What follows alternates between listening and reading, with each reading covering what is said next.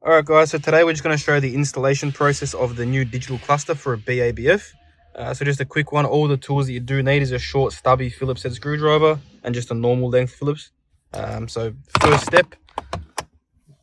step is to just pop off your top shroud of your steering wheel and just pull off the little rubber insert. Just like so, pop that to the side. If you haven't got a microphone, it's a bit easier, but this car has. So just do this. Pull out that rubber section just like that. The next thing is up the top here, we've got 3 Phillips head screws. So we'll just remove these. And then next step, once they're removed, is you've got 2 Phillips head screws just in the middle, just there. So left and right of the tacos, you just got 2 Phillips head screws in there. Just remove those 2. Alright, and then once your screws are all removed, you just want to gently pry it from the top. Just pry it down and then pry it forward like that. And pretty much just like that, the factory cluster is removed.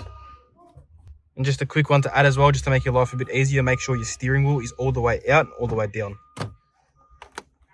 Alright, and then once you've got the cluster out, you're going to look at the back of it. You're going to have 2 plugs. So one just on this side, the locking tab just located at the top corner. Pull that out nice and easy, and then one on the driver's side as well. And that's it. So once those 2 plugs are out, the cluster is completely free from the car. Alright, so once you have the cluster removed, you're going to have to remove your front fascia off it. So just up the top, there's a couple push clips, just like so, remove them. Same along the bottom edge as well. And just like that, this is the only part that you need to put over to our new premium digital cluster.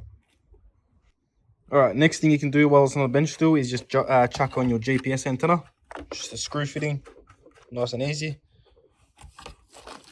And the next thing is just your USB cable. This USB is pretty important, so make sure you do chuck this in. It's going to be for any future updates, software-wise. So once you undo that, we'll just plug into this port here. And that is it. From here, it's ready to be chucked into the car now. Alright, so really anywhere in there behind the cluster section is where you can just mount your GPS. Just make sure obviously it's not going to get stuck anywhere and not going to block the cluster. Just there should be fine. And then same thing with your USB. You can just tuck that out the back somewhere so it comes down to where your pedals are. Just like that. So the USB is down the bottom now. And then basically from there, you just want to make sure everything's nice and tidy behind there. You do want to plug in the 2 plugs. So you just want to get it into a position where it's just close enough to get your plugs hooked up. So that should be your final product, just making sure both factory plugs are plugged straight into the back of the unit. Alright, so next thing is you want to put your cluster into position, just like this. So it's half into its factory position. Then you want to get your front panel and just start locating all your clipping points. This can be quite tricky, so just be careful and make sure all the clipping points do line up. But once you get it into position, it should be fine.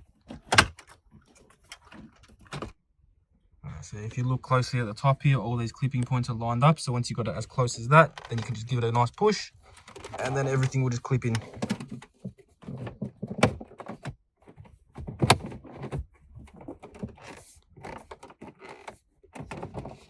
And then once you've got it into this position, once again, just make sure everything's seated nicely with your side buttons. So just test out your side buttons. Perfect. Nice. And yeah, that's pretty much job done. So now we can get started on putting all the screws back in. So the 3 that are located up the top and then the 2 that are just down here. And that's pretty much job done.